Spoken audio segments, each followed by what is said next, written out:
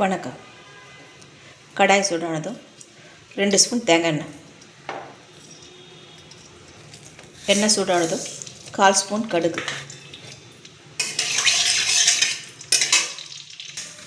பொரிஞ்சது நறுக்கின வெங்காயம் 2, நறுக்கின பச்சை மிளகாய் 2, 4 வாழைத்தண்டு உப்பு மஞ்சள் பொடி போட்டு வேக வச்சு தண்ணி வடித்து வச்சுருக்கேன். கைப்பிடி அளவு கடலைப்பருப்பு வேக வச்சு தண்ணி வடித்து வச்சுருக்கேன்.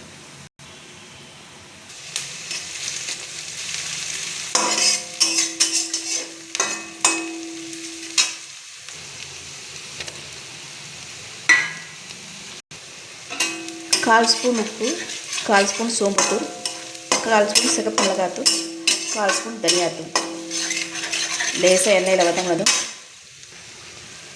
வேக வச்ச கடலைப்பருப்பு,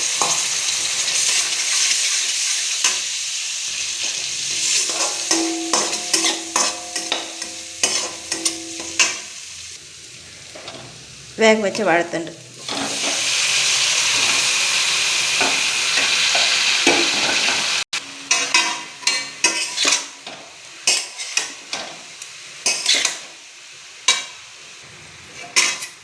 லேசாக கொத்தி விட்டு அவரை கலந்து விட்டு சுருண்டு வரும்போது இந்த அளவு இறக்கிடலாம்.